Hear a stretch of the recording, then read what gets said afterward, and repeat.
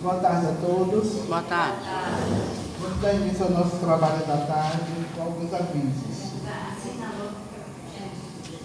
Continuamos com a campanha de doação de alimentos não perecíveis para a cesta básica, festa para enxoval de bebê, para as gestantes assistidas. E às terças-feiras nós temos as inscrições abertas para o curso de acolhimento, que é o curso inicial acerca do espiritismo.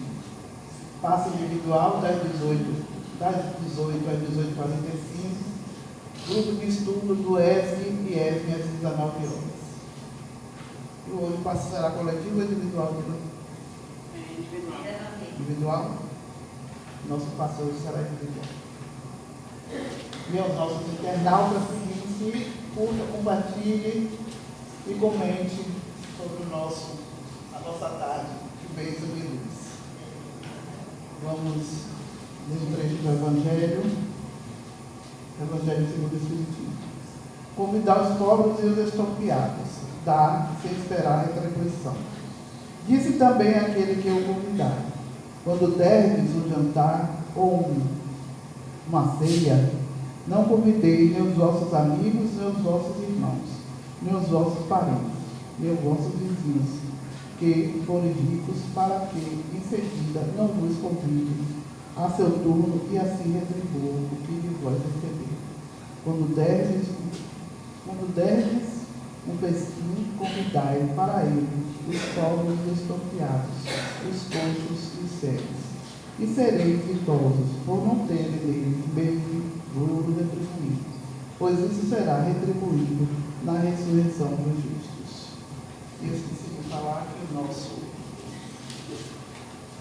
nosso tema são muitos chamados de poucos escolhidos, e temos aqui o nosso irmão Joilson com o subtema: muito se pedirá aquele que muito receber. Vamos fazer a nossa prece inicial, agradecendo a Jesus por estarmos aqui reunidos. Em teu nome, Senhor. Agradecer aos amigos espirituais, aos trabalhadores da última hora que nos auxiliam nesse momento de paz, de compreensão. Nos envolve, Senhor, com tua paz, na tua luz, e que possamos aprender e aprender os seus ensinamentos nessa tarde. Envolve o nosso palestrante, que Jesus ilumine e abençoe. Que a paz se faça presente no coração de todos, hoje e sempre, que assim seja. Vamos passar a palavra ao nosso irmão Joilson.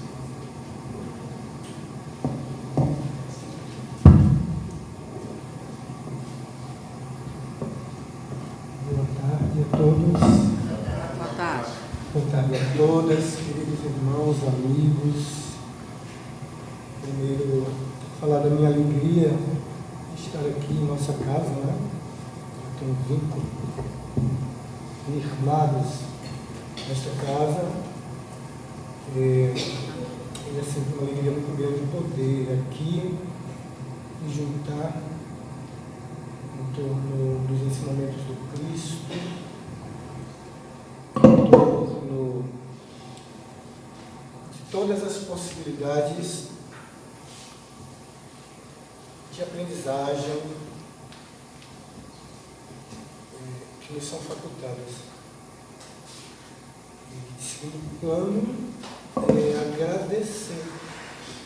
agradecer ao departamento doutrinário, a equipe que prepara esses temas, que tão cuidadosamente me facultou a possibilidade de estudar um pouco mais, estudar-me também, e é sempre motivo de muita gratidão, né? As janelas e as portas que nos são abertas para que a gente possa amadurecer e crescer e evoluir no sentido de compreender as verdades essenciais da vida. E agradecer a espiritualidade, porque hoje mesmo, agora, nesse momento, o tema começa a fluir entre nós. que muito foi dado, muito será cobrado, exigido, pedido, esperado. E aí, para a gente iniciar esse nosso estudo da tarde, é importante a gente fazer uma pequena digressão para lembrarmos que o codificador foi beber na fonte da tradução do hebraico para o latim, da Vulgata. Em tese, os escritos sagrados, eles seguem dois troncos de tradução. O primeiro mais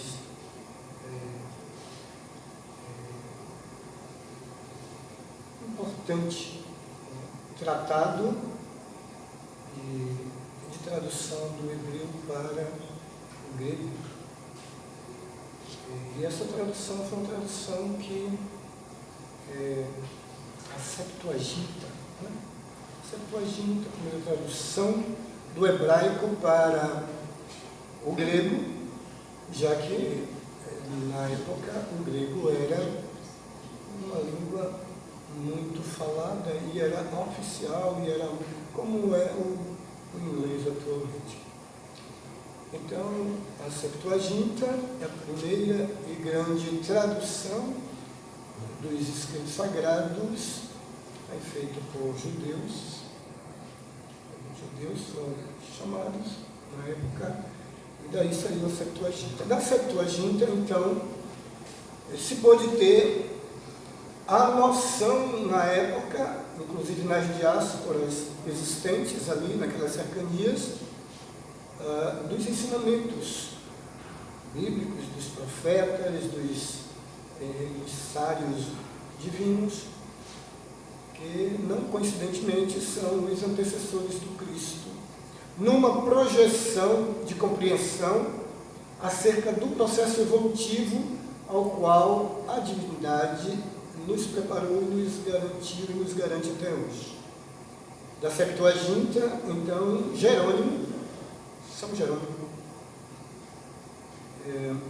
encetou uma nova tradução aí do hebraico, já com base também na Septuaginta, encetou uma tradução para o latim, conhecido por todos nós como a Vulgata.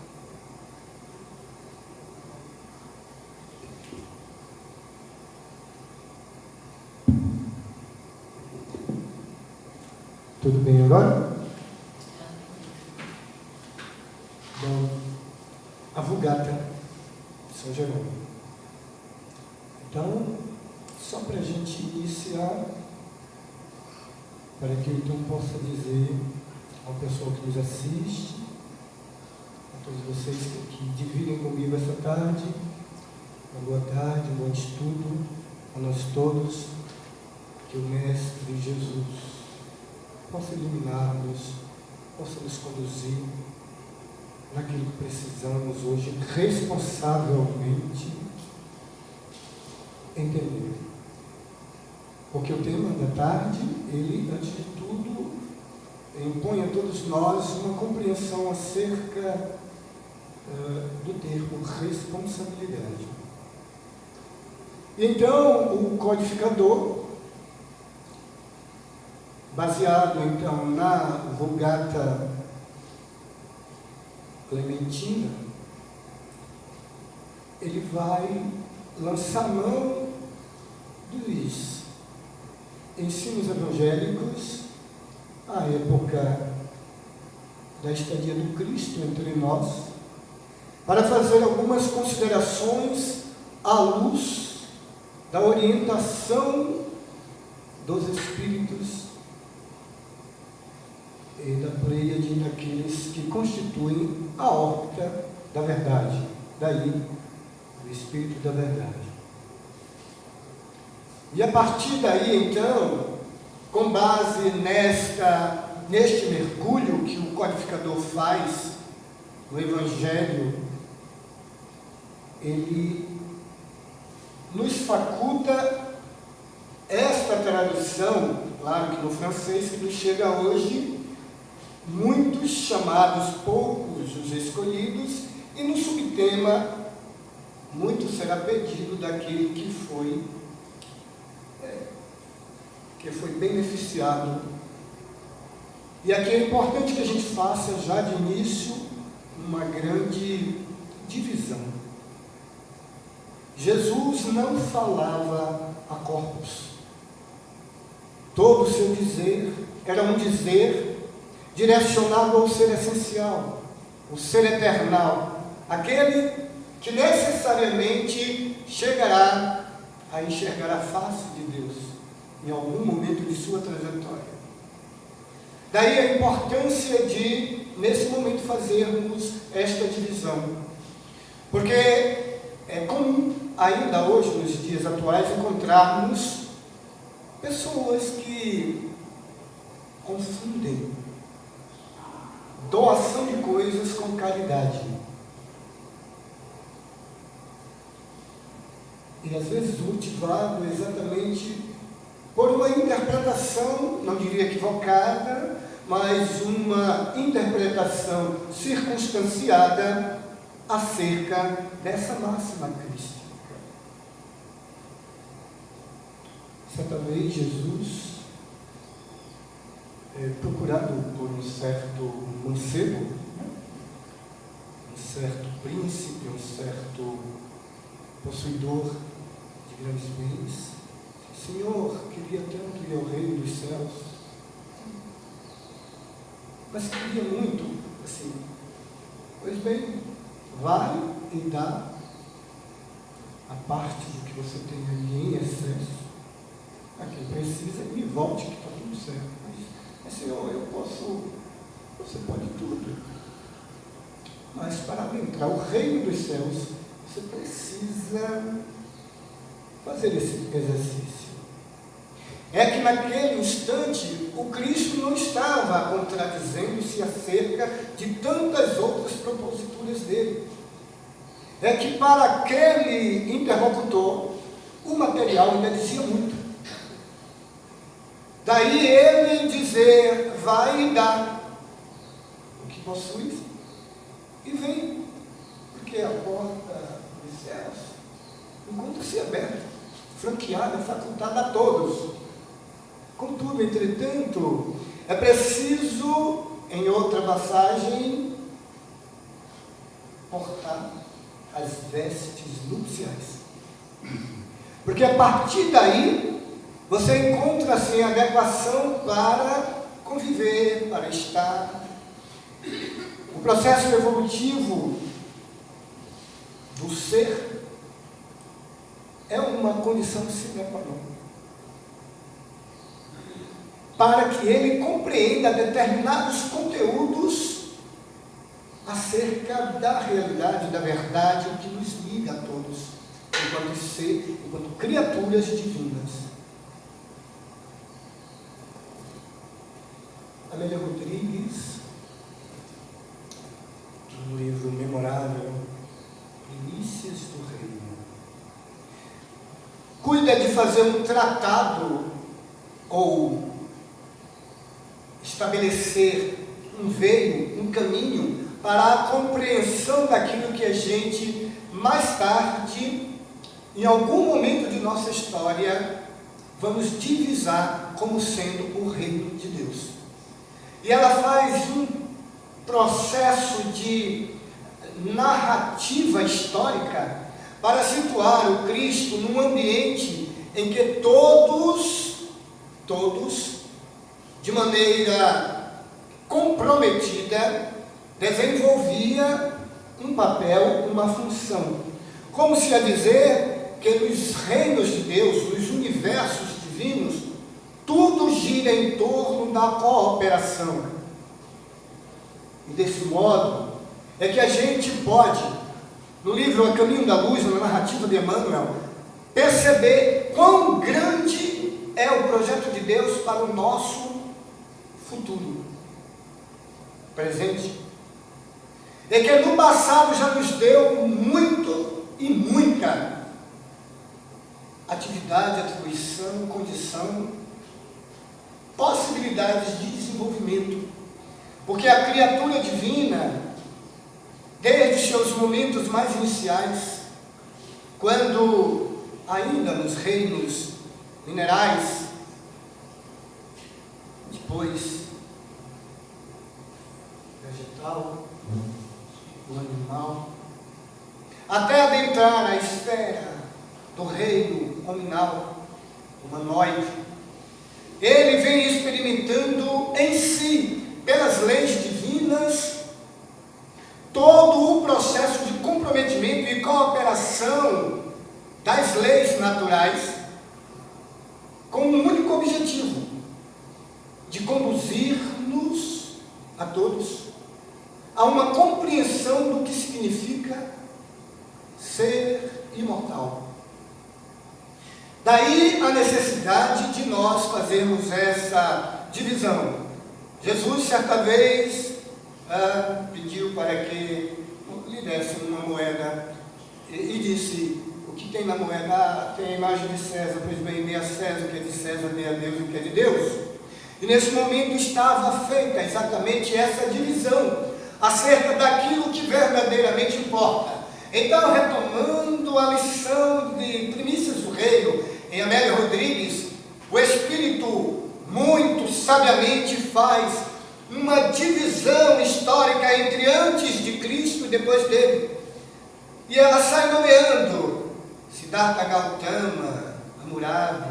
Ela vai dizendo antes do Cristo, Marco Aurélio. Ela vai depois do Cristo, pontuando os valores e suas representações dentro de um ambiente histórico em que antes a conquista, o avassalamento, os impulsos não hediondos, mas ignorantes às vezes, a atropelar o outro, a desconsiderar a individualidade e as particularidades de cada um.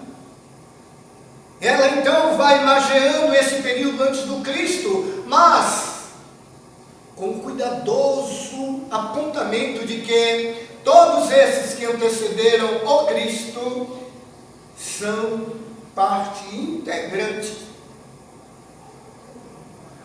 de um projeto que, a partir da vinda de Jesus, o Cristo de Deus, ganharia outros contornos, ganharia outras valorações. Então é importante que a gente reflita nesta lição da Amélia Rodrigues, no sentido de que toda coisa da nossa movimentação, desde a criação, todo sentido encontra-se em uma única objetivação, que seria repousarmos no colo divino.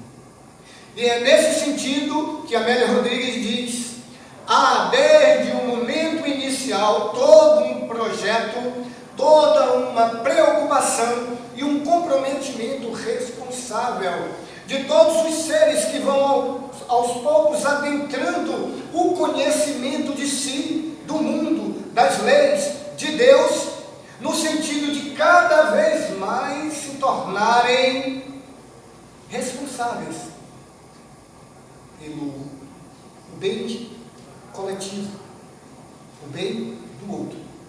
Daí a ela dividir a trajetória humana em dois momentos.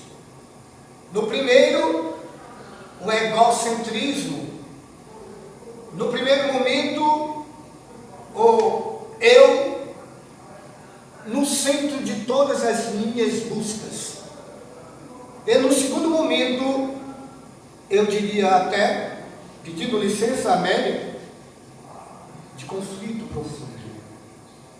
Porque nós vínhamos de uma trajetória em que tudo se justificava a partir de uma percepção intuitiva.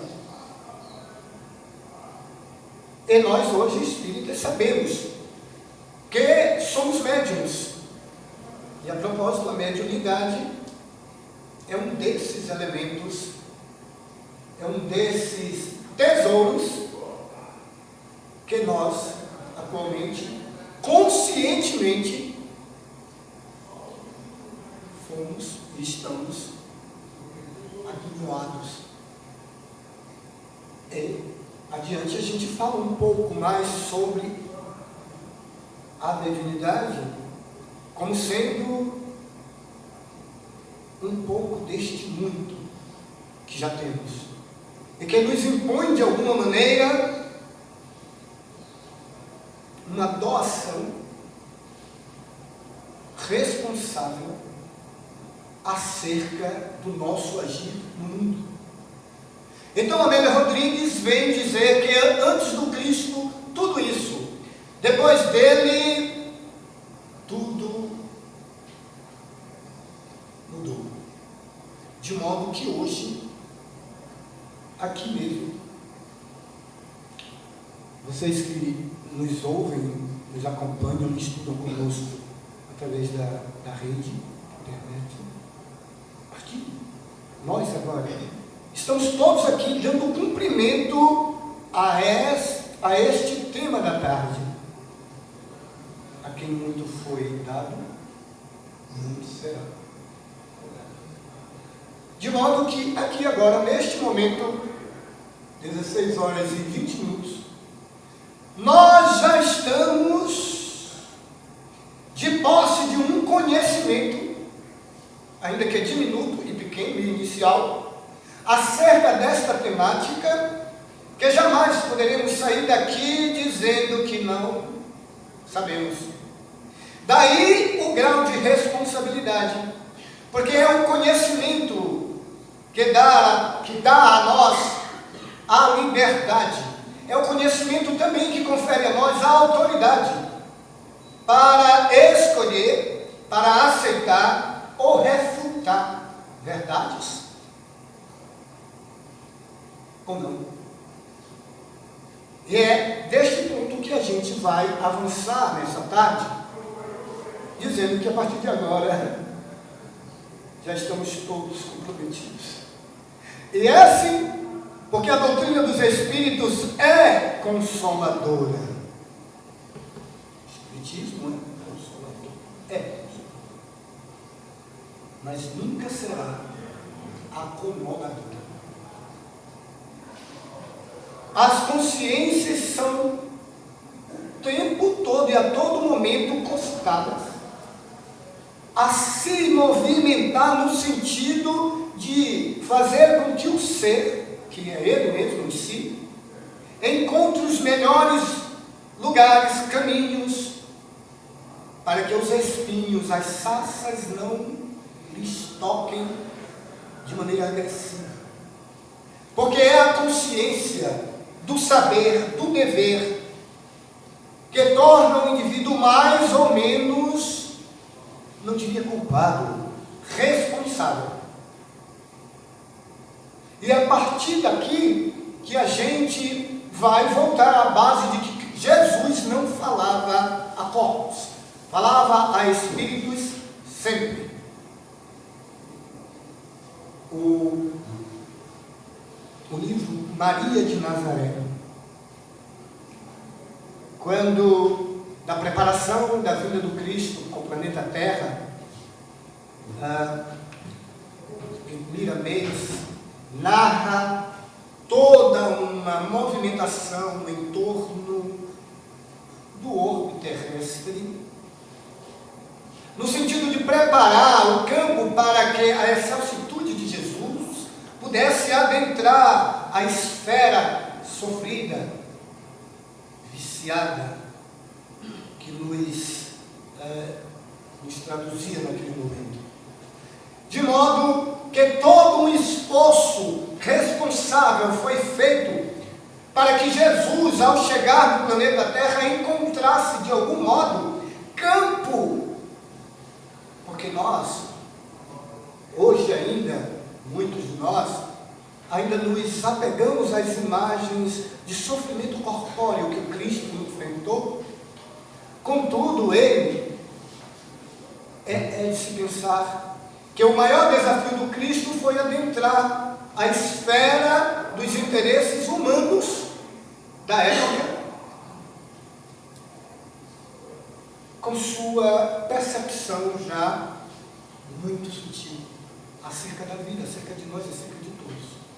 Mas também é de se pensar que, assim como Emmanuel, no livro A Caminho da Luz, narra a construção de um laboratório para abrigar os espíritos exilados, os espíritos que de algum modo não se adequaram para seguir a marcha evolutiva, Emmanuel, no A Caminho da Luz, narra toda esta junção, este encontro, este compromisso de espíritos da mesma envergadura moral do Cristo, para construir uma ambiência capaz de abrigar a todos nós, que na época não tivemos condição de seguir para aqui e para ali, ou seja, evoluir como estava planejado, por conta das nossas escolhas, por conta das nossas decisões. E estes espíritos se juntam para construir uma ambiência, e a Terra era um laboratório, que pudesse nos abrigar, nos tratar, que aqui nós pudéssemos desenvolver as habilidades que não havíamos desenvolvido na época em que precisávamos.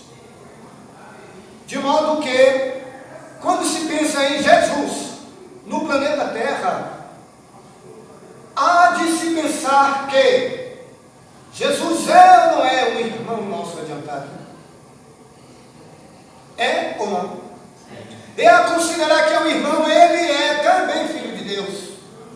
E que, como todos nós um dia haveremos de lograr, ele já possuiu, recebeu, adentrou conhecimento suficiente para enfrentar uma batalha de tamanha envergadura como esta, de construir um ambiente planetário para abrigar outros tantos irmãos em estado de necessidade, pois esta é a regra. Quem haveria de vir e enfrentar todas as mazelas de uma situação ainda muito precária na compreensão acerca de Deus, acerca da solidariedade, acerca da amizade, do companheirismo? Quem haveria de enfrentar, senão alguém quem muito foi dado? Então é preciso que a gente comece a pensar, porque dentro da propositura da doutrina evolucionista não se admite saltos evolutivos, mas o cumprimento responsável, cuidadoso, criterioso de cada etapa da escala evolutiva. E é por isso que nós, quando olhamos Jesus, precisamos nos apossarmos desta ideia de que a quem muito foi dado, e aí está a justiça divina mais uma vez. Todos nós sabemos, Deus não coloca fardos pesados em Deus, dá o frio com força. Justiça divina. Justiça divina. É claro que quando a gente pensa no Cristo, não haveremos de pensar no que Ele falou, mas no que Ele viveu. Porque sua fala estava alinhada com sua vida e vice-versa, porque se assim não fosse, Ele não teria para dar. Porque quando o Espírito chega neste nível, é porque ele tem para dar. Daí Paulo, lá, dizer, ainda que eu falasse a língua dos anjos, e que desse meu corpo para queimar, e que desse tudo, se eu não tiver caridade, se eu não fizer, não é se eu não fizer, é se eu não tiver, é se não possuir no meu arcabouço psicológico, porque nós somos seres psicológicos, somos o resultado de nossas experiências no presente e no passado. Somos o resultado de tudo isso, e a proporção que a gente vai adentrando gente vai tocando em situações, experimentando determinados dissabores ou alegrias que vão se tornando em nós arquivos, acervos, que vão formando um sistema de crença em nós. Porque, afinal de contas, haveremos também de pensar, nós agimos através de um sistema que é o sistema de nossas crenças. E o sistema de nossas crenças, ele é constituído a partir das experiências. Há um procedimento na lei de evolução que depende do ser. Há um outro procedimento que está intrinsecamente ligado à lei natural. Por isso que o Jesus disse também, em verdade te digo, ô Nicodemos, que você vai precisar nascer, renascer, quantas vezes forem necessárias. Porque este é o processo, este é o requisito da lei. Há um lado que está na decisão que tomamos, mas há um outro que é do vir e ir, até a coisa se afinar e chegar no nível da compreensão. As reencarnações compulsórias, elas fazem parte deste processo do movimento evolutivo que a lei impõe a todos nós. Então, o nosso sistema de crença nos leva a mantermos contato com determinadas áreas, determinados setores, e isso vai ficando em nós a dizer para nós e de nós quais são as verdades que a gente chancela ou aquelas que a gente refuta. Porque se hoje mesmo eu levantar essa mão e dizer, ou perguntar a nós todos, o que é isso, a gente vai dizer é mão. Mas se eu desenvolver uma teoria e dizer, não, isso aqui é pé, e eu convencer a todos de que é um pé, quando eu levantar a mão, inevitavelmente a gente vai pensar em pé ou em mão? Vai pensar em pé ou em mão? O nosso arquivo não nos trai. Não é de dizer que eu altero, mas é daquilo que em mim é reconhecido como válido. Logo, todos nós que experienciamos em momentos históricos pregressos, situações em que eu precisava defender-me para sobreviver fisicamente, logo nós, que em alguns momentos experienciamos situações em que dizia, faria pouca meu pirão primeiro, nós estaremos totalmente embotados dessas verdades. Daí a explicar por que um olha para o outro e diz, você é feio, olha para o outro, você é bonito, você é gordo, você é magro, você é incompetente, você é isso, você é aquilo. Porque essas verdades, elas vão em nós, ditando o caminho a seguir. O Cristo vem, por isso Amélia, em Primícias do Reino, a dividir. E o Cristo vem dizer, não são 10, são 2 mandamentos. Mas como, Jesus? Como assim o asno? Como assim a mulher do próximo? Como assim o lado? Você não está conseguindo pensar em um. Como é que você está conseguindo pensar em 10? Eu vou deixar 2. Tudo bem? Deus sobre todas as coisas. Porque é necessário. É necessário que a alma humana, digo humana, porque é aqui, no reino humanoide, em que as coisas se estabelecem e o ser passa a pensar em si como alguém que provoca, que interage e que causa consequências. Antes, no reino animal, mineral, vegetal, o ser vai, conduzido pelas leis divinas, para cá, para lá, para cima, para baixo, para um lado, para o outro, na água, na planta, na flor, no animal, no macaco, no gato,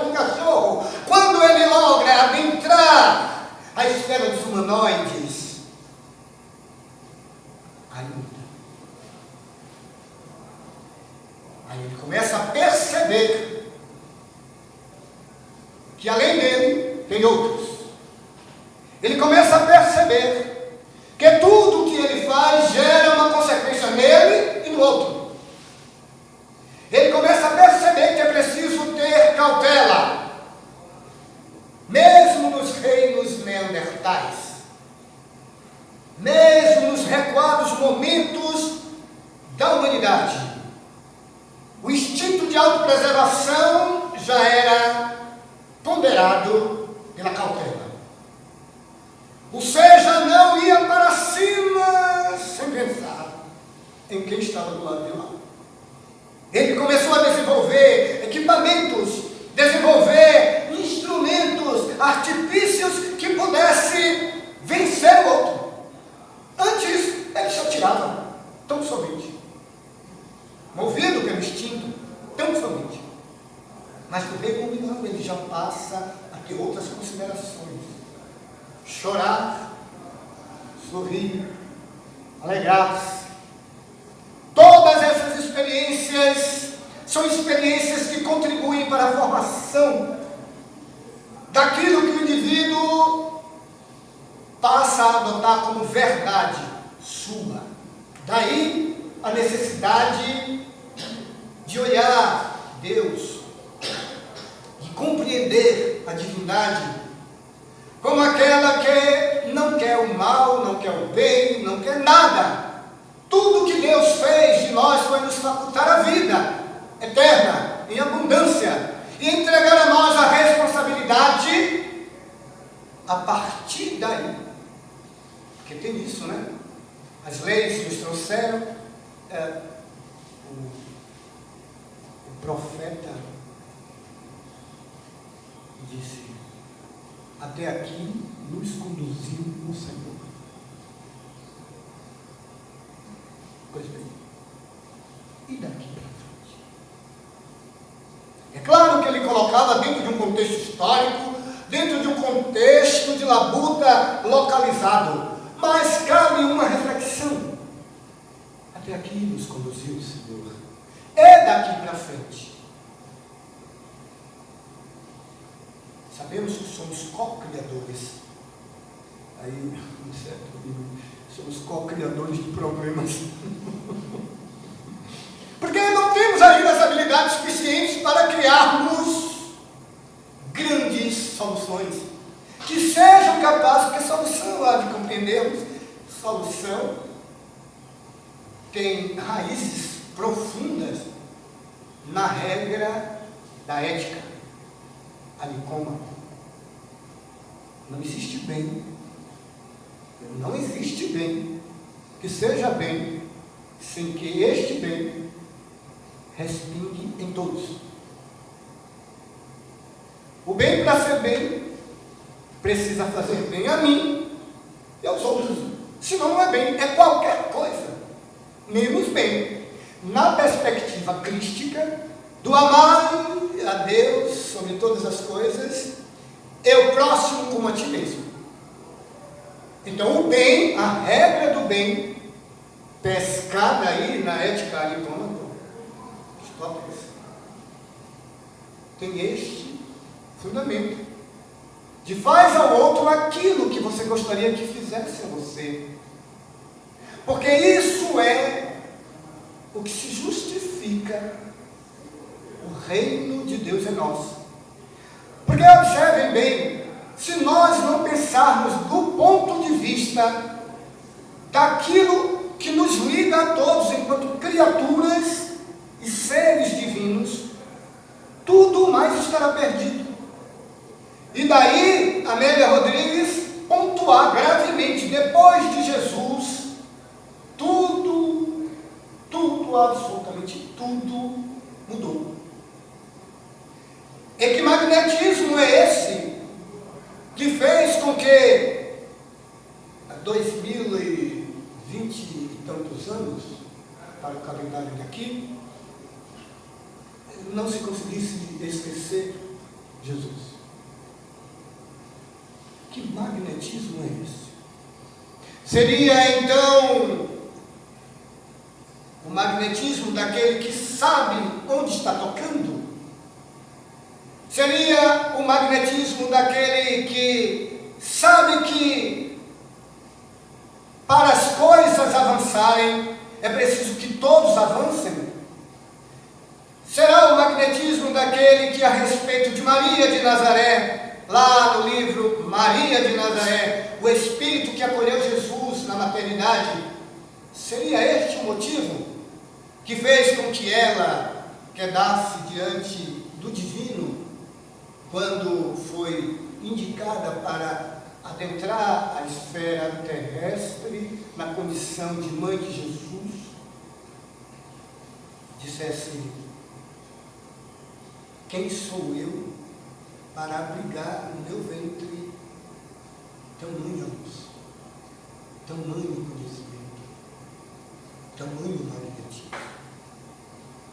E a receber em troca é a tua missão. Então se esforce, lute. Se você se encontra em um estado de indignidade na relação magnética, vá, busque, adeque-se. Mas este não era o ponto que ligava Maria. É que era um espírito de tamanha humildade que chega diante do divino e diz: eu não, como disse o outro, não sou digno, mas sou submissa a ti. Daí a compreender que a quem muito foi dado, muito será cobrado. E desse ponto de vista, a gente agora vai fazer uma pequena reflexão para dizer que quando Jesus falava, e esta é uma afirmativa e assertiva do Cristo, ele falava a seres imortais. Então ele estava dizendo: cuidai.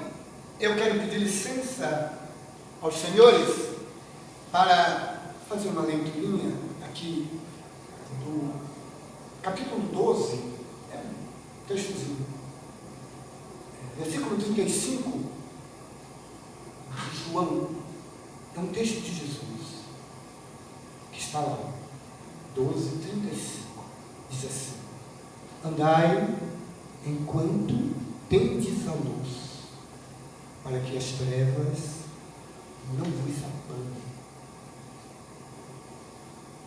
Jesus falava de quê? De que Jesus falava? Porque conhecedor como ele é e já era, ele sabia que Pedro o negaria.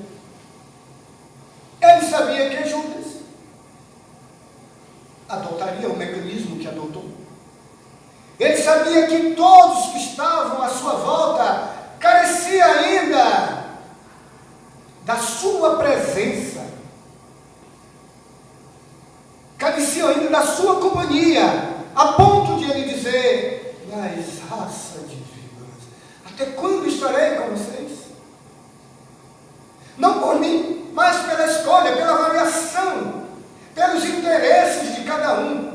Ele diz então: andai, caminhai, escolha, dê passos largos, caminhe em direção do bem, porque há uma coisa que a gente precisa entender: todo o esforço que a criatura divina de Deus, em qualquer estágio que ele esteja, já no nível humanoide, toda a escolha que ele tem que fazer é na direção de se alinhar com o bem, porque o resto do bem dá conta, porque tudo já há, tudo já existe, nada será inventado, a nos conduzir-nos ao bem.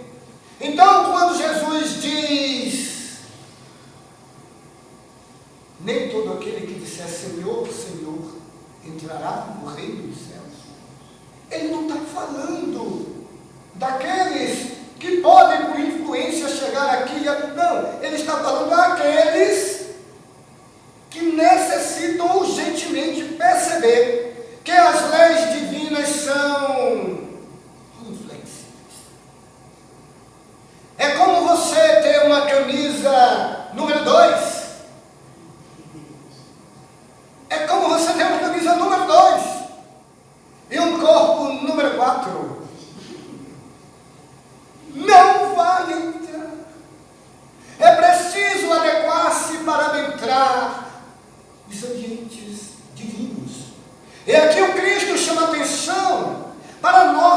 escolhas, para os nossos conhecimentos. Jesus diz: olha, você que é doutor da lei, não está percebendo isso. O que direi? Então ele disse: mandarei um consolador. Não para consolar no nível da acomodação, porque a gente logo entendeu: Jesus, que bom que tu é, que tu és, então vai nos tudo que a gente... Não! Consolar no sentido de que a sua destinação é a luz plena. Porque a iluminação há de ser entendida como conhecimento. É o conhecimento que ilumina as cavernas da escuridão do ser em processo de evolução. É assim que acontece. Então não adianta muito a gente criar formas, a gente atribuir mitos, paladinos, se nós não desenvolvemos um processo de autoiluminação. Porque o fato de hoje aqui estarmos mantendo contato com o conteúdo não nos ilumina, nos responsabiliza a caminhar no sentido da luz. Isso que a doutrina dos Espíritos veio esclarecer. A doutrina dos Espíritos não quer nada também de ninguém. Ela é um manancial, um tratado, um manual para nos ajudar a caminhar sobre aqueles temas que nós antes ignorávamos. Então isso é luz. De modo que hoje a gente está recebendo aquilo que logo adiante estaremos cobrados. E que esta cobrança também cabe a uma ponderação nossa nesses momentos finais. No livro Trilha de Luz, livro Trilha de Luz, Emmanuel, no item 4, ele já chega pontuando, dizendo que tradução de conhecimento significa responsabilidade. Quando nós adentramos o reino nominal, nós ganhamos 2 institutos, se é que a gente pode dizer, duas faculdades. Uma é a mediúnica. A mediunidade é inerente ao reino nominal. E junto com ela, casadinha, vem uma coisa chamada livre-arbítrio. E um funciona como checks and balances, freios e contrapesos. Eu decido, mas através da mediunidade, quando eu decido, eu atraio para mim, através do livre-arbítrio, quando eu decido, eu atraio para mim companhias, intuições, interferências, influências, que imediatamente me levam a experimentar uma consequência. De modo que ser livre é ter condição de escolha no sentido do esclarecimento que se já tem. Porque hoje, agora mesmo, a gente terá o direito de escolher. E quando a gente escolhe, a gente se alia magneticamente a determinadas regiões de interesses. Porque nós somos um canal mediúnico aberto o tempo inteiro, 24 horas. E não precisa arguir, que nem todos sabem que são médiuns. Porque aqui muito foi dado. Então, tudo certo. É justo. É da lei divina. Ora, eu não sei de mediunidade. Eu nem sei eu nem tenho contato com isso. Mas a nós, que já sabemos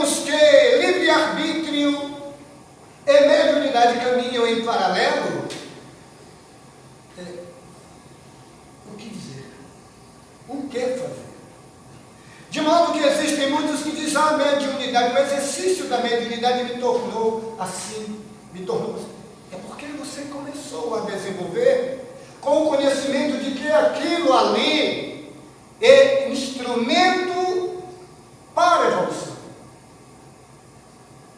De modo que a mediunidade não é exercício de câmara mediúnica tão somente. A responsável, sim. A conhecedora, sim. Mas o mecanismo da mediunidade, ele não para. As intuições não cessam. Os intercâmbios não se interrompem. Quer você saiba da mediunidade, quer você não saiba. E o Espiritismo, a doutrina dos Espíritos, vem tirar o véu da mediunidade para dizer a você, cuidado, espíritas. Porque este mecanismo, ele tem uma função no processo evolutivo do ser. E você não pode agora, e a partir de hoje, ou daquele dia, daquele momento que você manteve contato com este conteúdo, alegar em seu favor ignorância, porque você já sabe. Então é de você que sabe que será exigido. E aí outra consideração, quem vai exigir? Quem irá te cobrar o quê?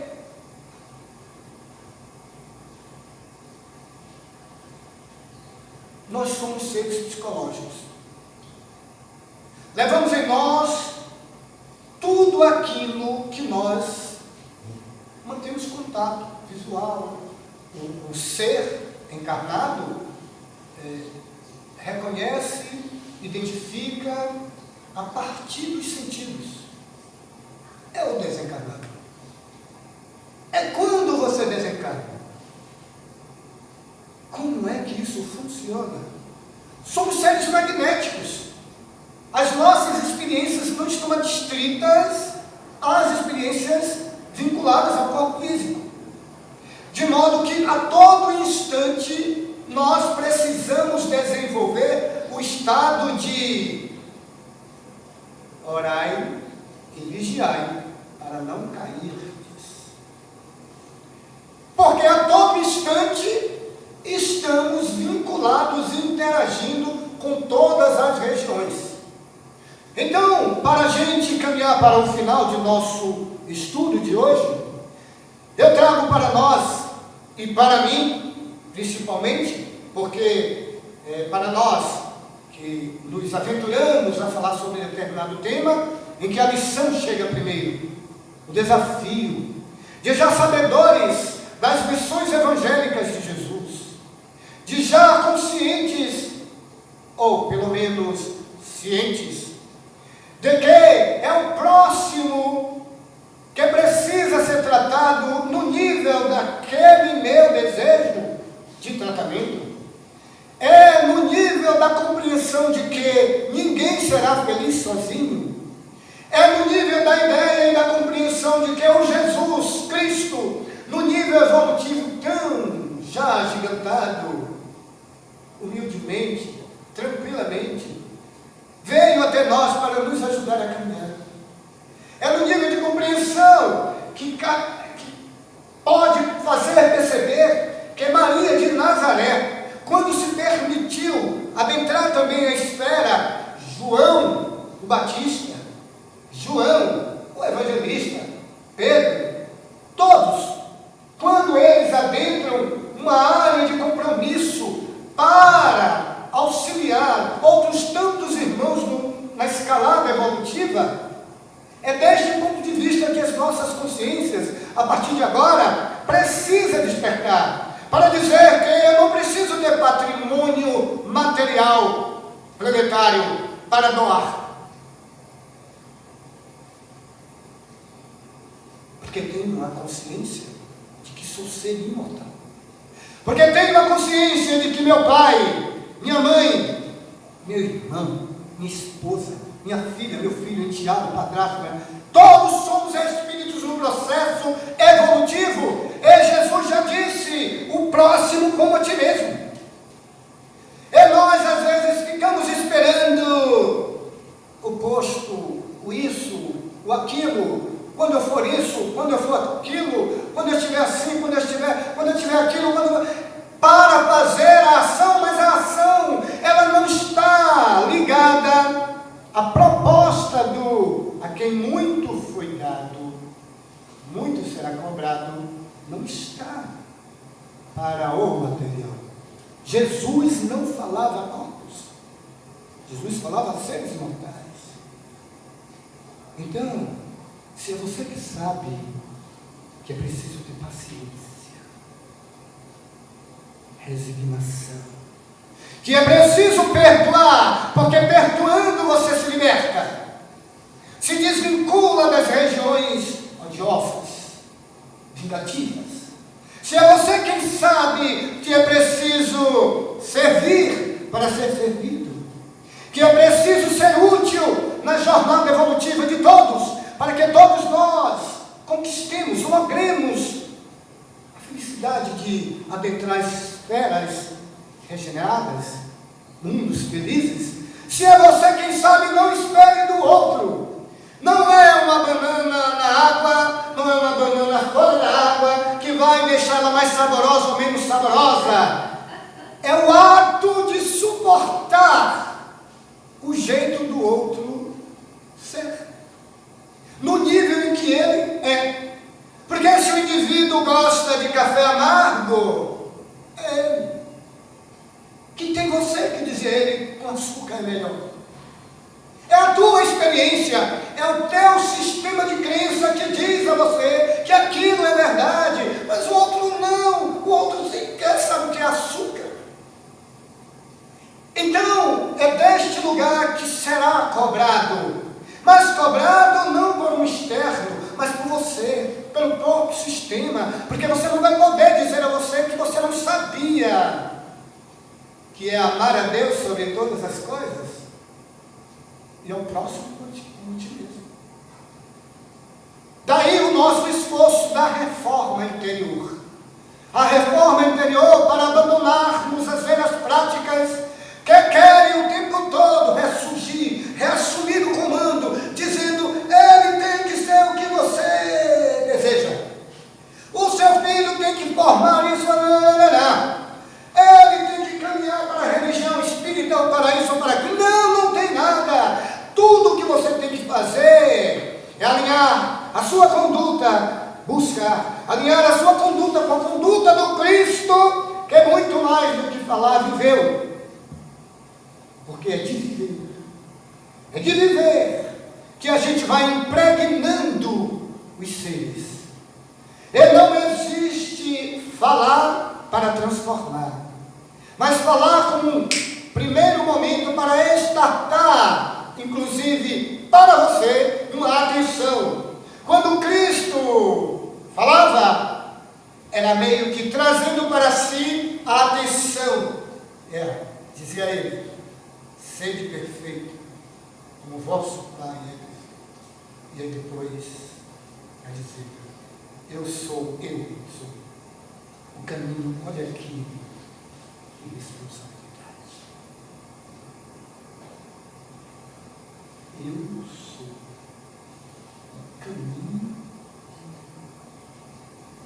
Que segurança.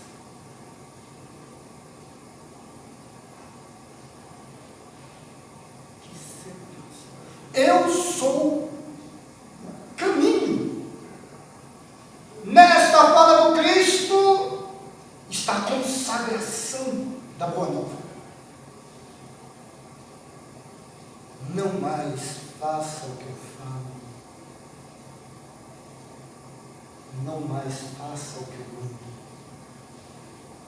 Mas faça o que eu faço.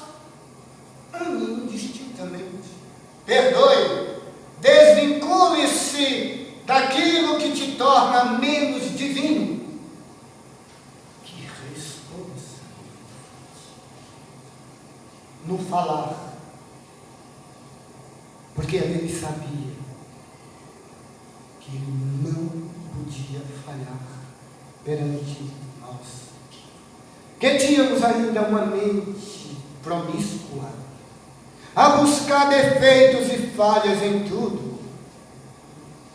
Que responsabilidade desse ser.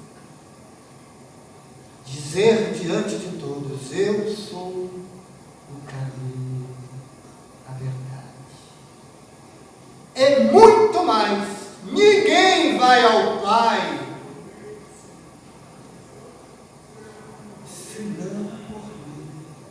não por mim, este corpo que aqui está, de cabelos isso, olhos aquilo, mas por mim, a atitude que se impõe diante de uma área magneticamente infectada para ressurgir como lírio, alvo puro.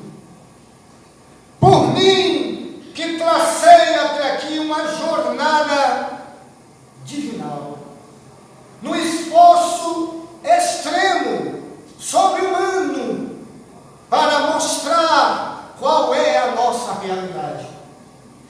Que vocês são deuses, que poderão fazer mais do que eu, poderão fazer igual a mim, é que eu espero vocês em algum lugar onde vocês chegarão e vão me encontrar melhorados, menos alquebrados, mais assertivos.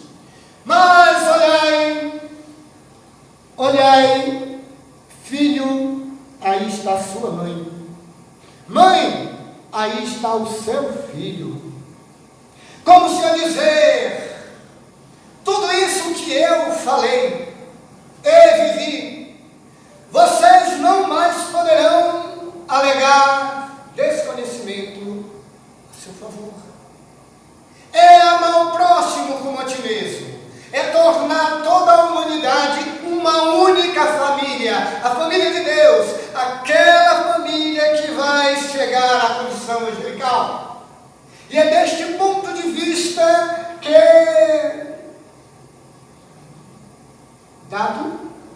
recebido, a responsabilidade se impõe. No nível de você desenvolver uma pureza de coração tamanha,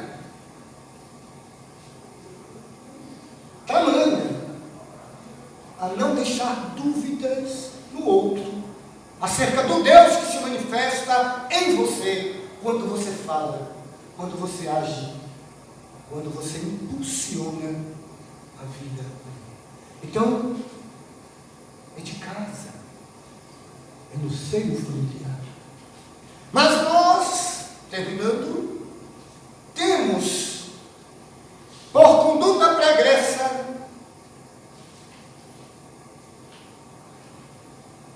o comportamento de agradar por interesse momentaneamente. Joana tinha dito que para você conhecer o outro, precisa comer uma saca de sal com ele. E nós vivíamos uma realidade pontual, de conquistadores, de Dom Juan. Chega aqui, melhor imagem, pode ir embora. Vive, convive, constrói o reino de Deus que você quer viver.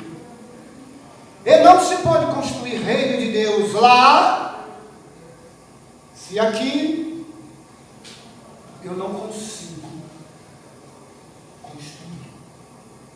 Então, a responsabilidade do conhecimento que nos foi dado, ele se impõe, ainda agora, no passo individual que vamos receber. Na água fluidificada que beberemos.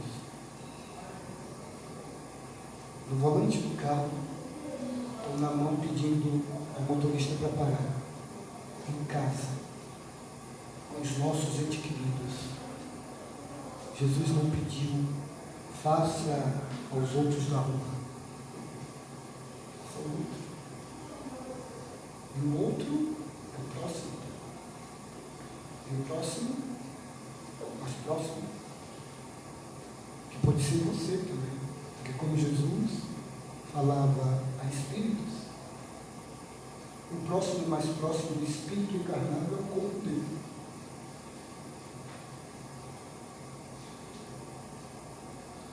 Que Deus nos abençoe. Que a gente consiga alinhamento suficiente para traduzir em ação quanto já recebemos. Obrigadíssimo essa casa, a espiritualidade.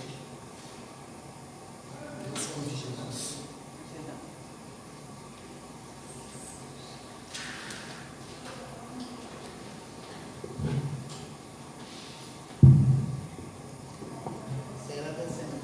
Muito obrigado por esse banquete de luz nessa tarde. Deus abençoe. Hoje o nosso passo será individual. Vamos fazer a nossa prece final, agradecendo ao Mestre Jesus, aos trabalhadores dessa tarde, que nos auxiliaram com esse banquete de luz e conhecimento. Agradecer a Deus por estarmos aqui. Gratidão, Senhor, por tudo que temos e que somos. Obrigada, meu Deus. Obrigada pelos teus ensinamentos. Obrigado pela doutrina espírita. Obrigado pela nossa mediunidade, porque todos nós somos velhos. Que a paz se faça presente em todo mundo, no coração de todos nós, hoje e sempre. Que assim seja.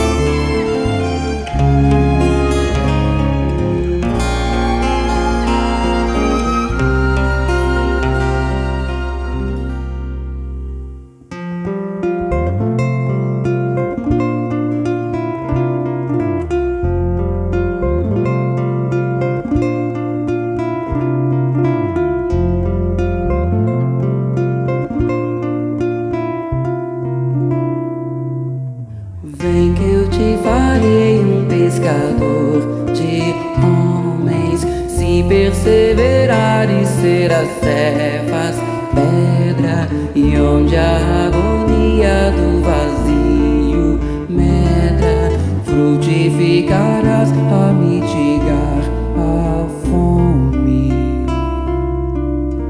Quero ir contigo, mas receio as águas, temo afundar enquanto vais andando.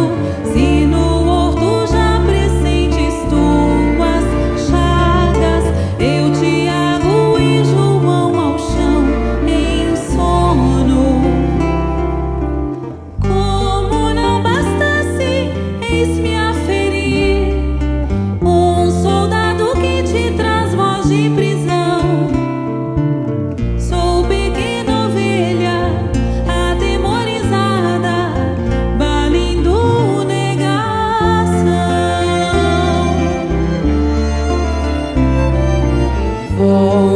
vida e tomo pela tua mão, crê, te levarei onde não queiras ir.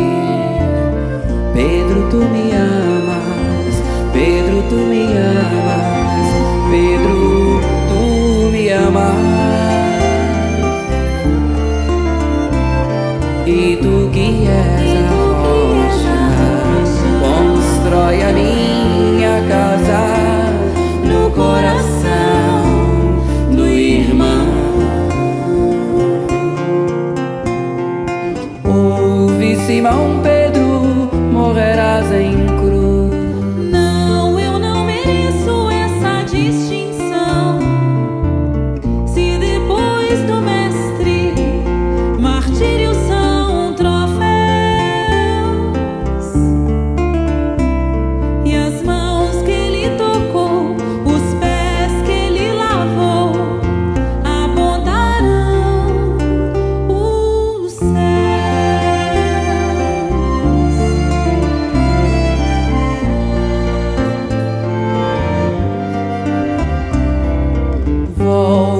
vida e tomo pela tua mão.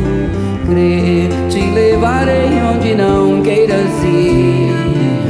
Pedro, tu me amas, Pedro, tu me amas, Pedro, tu me amas. E tu que és a rocha, constrói a minha casa no coração do irmão. Ouve, Simão Pedro, morrerás em cruz. Não, eu não mereço essa distinção. Se depois do mestre Martírios são troféus e as mãos